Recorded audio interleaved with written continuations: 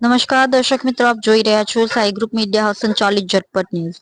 સુરત શહેરના પાલ વિસ્તારમાંથી ચોંકાવનારી ઘટના સામે આવી છે। પુત્રના પ્રેમ સંબંધમાં યુવતીના પરિવારે માતાનું અપહરણ કર્યું હતું। સીસીટીવી ફૂટેજના આધારે પોલીસે 7 લોકોની ધરપકડ કરી સમગ્ર ઘટનાનું રિકન્સ્ટ્રક્શન કર્યું હતું। સુરત શહેરના પાલ વિસ્તારમાંથી વિચિત્ર ઘટના સામે આવી છે, જેમાં એક યુવતીને ભગાડી જનાર યુવકની માતાનું દિન દહાડે અપહરણ કરવામાં આવ્યું હતું।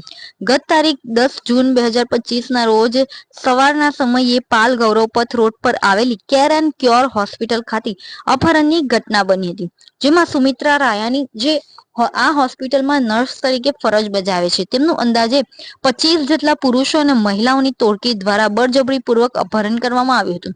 જો કે સામે આવેલા સીસીટીવી ફૂટેજમાં જોવા મળે છે કે આ ટોળકી હોસ્પિટલ પરિસરમાં ધસી આવી હતી।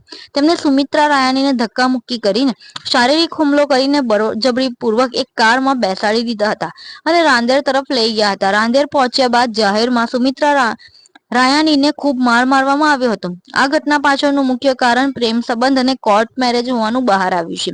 રાંદેર રોડ પરની હેતલ નગર સોસાયટીમાં રહેતા 44 વર્ષીય આશાબેન મકવાણાએ પાલ પોલીસ મથકમાં આ બાબતે ફરિયાદ નોંધાવી છે। ફરિયાદ મુજબ તેમની બહેન સુમિત્રા રાયાનીના દીકરા અનિકેત ગત 1 જૂન 2024ના રોજ અંબિકાનગરમાં રહેતી નૈના જગદીશ ઓડ નામની યુવતી સાથે કોર્ટ મેરેજ કરી લીધા હતા। ત્યારબાદ ગત તારીખ 28મી મે 2025ના રોજ અનિકેત અને નૈના રાંદેર પોલીસ સ્ટેશનમાં હાજર થયા હતા અને સાથે રહેવા માટે નિવેદનો નોંધાવ્યા હતા। આ વાતની અદાવત રાખીને નૈનાના પરિવારે આ જીવલેણ હુમલો કર્યો હોવાનો આક્ષેપ કરવામાં આવી રહ્યા છે।